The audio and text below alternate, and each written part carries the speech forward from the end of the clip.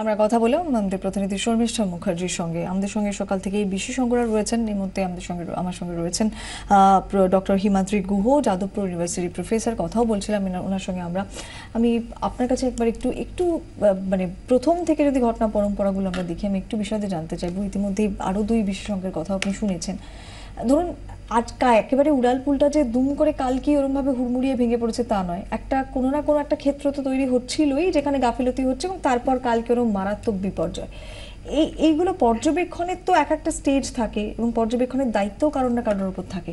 সত্যি কিভাবে পর্যবেক্ষণ করা হয় যখন একটা উড়ালপুল নির্মাণ করা হয়? আসলে সাইনিং অফ থাকার কথা। তার অর্থ হচ্ছে বিভিন্ন স্টেজে যখন একটা জিনিস শাটারিং আমরা বলি, ফরমার্ক যার উপরে ঢালাইটা হবে, সেটা যখন হয়ে যায় তখন কারুর না কারুর সই করার কথা। দেখুন, এটা এরোপ্লেন উড়বার সময় এরকম সই করার ব্যাপার থাকে, সেটা অনেকটা সিরিয়াসলি করা হয়। ঠিক, তাহলে প্রত্যেকটা লোক সত্যিই দেখে সই করে। এই জিনিসটাকে যদি একটা ফর্মালিটি ধরে নেওয়া হয়, কাজ হয়ে গেছে সই করে দাও, বা ঘটে যাবার পর গতকালের সই আজকে করে দিলাম কাগজ রাখার জন্য, তখন এই ধরনের জিনিস আসে। সেফটি এমন একটা জিনিস সব সময় নজর রাখার বিষয়। খুব বেশি সেফ কোম্পানি যারা, টয়োটার থেকে লোকে অনেক কিছু শিখেছে, তারা বলে জিরো টলারেন্স।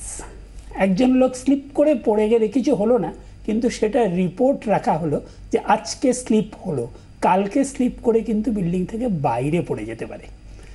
তার মানে একটা ছোট্ট ঘটনা যদি কেউ রিপোর্ট না করে, তাহলে টয়োটাতে তার বিরুদ্ধে জিজ্ঞেস করা হয়, অ্যাকশন নেওয়া হয় যে একজন শ্রমিকের হাতে লাগলো, সে নিজেই রিপোর্ট করলো না, তাকে বলা হলো।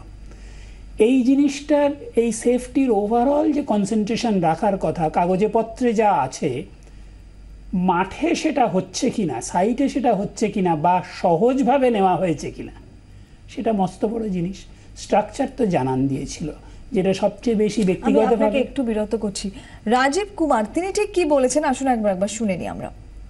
Condition, the rest have been, some of them have been discharged, and the total figure is around 89. So could you throw some light about the rescue operation, the current state of it, Current state almost at the end, finish this thing. And sir, after the major rescue and the relief operation has been done, so the concern is about this particular ramp. Yes. How do you plan to remove it, sir? This is the job of the structural engineers. The experts have been called. They will do it. They might take 2 days, 3 days. We will see that. They're still examining it. Because it's in a very compromised condition, and the dead body which I mentioned is also trapped in the same. So that will. So you're calling in experts in They are already there.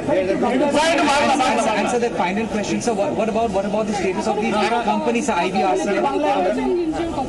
এখন অবধি 23টা dead body পাওয়া গেছে। একটা dead body, 23টা dead বডিকে remove করা হয়েছে, একটা dead body এখনো trapped আছে। বাকি যারা ইনজার্ড আছে সব হসপিটালে কিছু লোক ডিসচার্জ করে দেওয়া হয়েছে। টোটাল সংখ্যা হচ্ছে 89। অ্যান্ড যারা কোম্পানির লোক আছে ওদের মধ্যে কিছু লোককে ডিটেইন করা হয়েছে, আমরা ওদের বিরুদ্ধে অ্যাকশন নিচ্ছি। Thank you very much.